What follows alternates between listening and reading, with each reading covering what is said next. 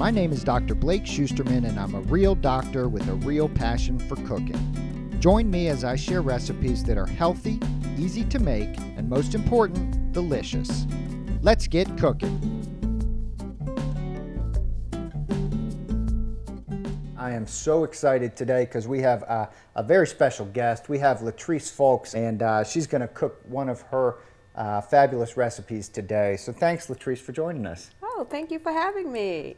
What are you going to make for us today? I'm going to make a delicious cauliflower tabouli. So it's a Middle Eastern inspired dish, but instead of using a wheat, bulgur wheat, I'm using cauliflower. Now, how did you come up with that?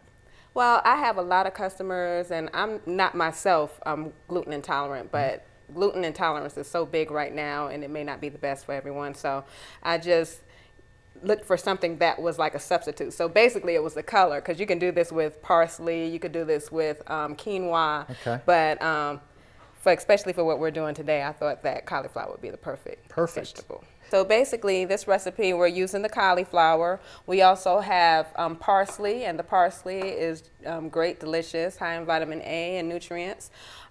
We have some onions. You could use a red onion, or you can use like scallions.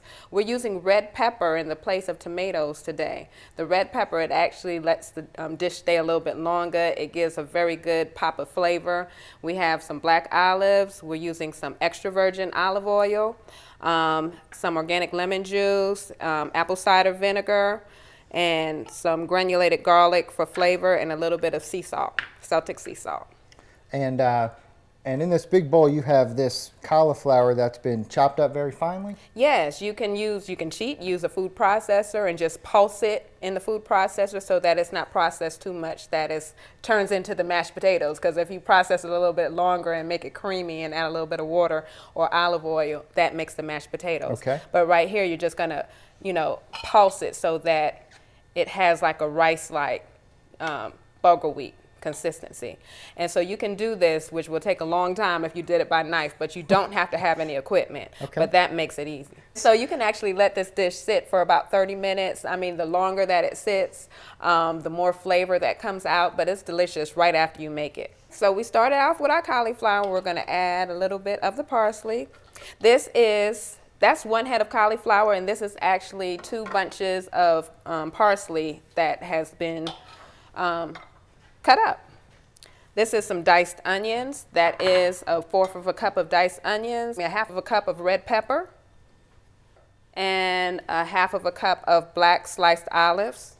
Here we go. This is fresh and healthy and easy. This is some extra virgin olive oil. That is 3 tablespoons.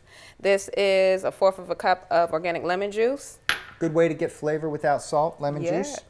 1/4 of a cup of apple cider vinegar, and this is 2 teaspoons of granulated garlic, and 2 teaspoons of sea salt. So you could leave the salt out, or you could do less salt and it'll still have a good flavor. And you just want to mix that up. You could just put that on the plate. You could serve this with anything that you like to, or you could just eat it by itself. I'm going to taste it, but I know it's going to be delicious because I've eaten it so many times before. So this is just for show. As usual.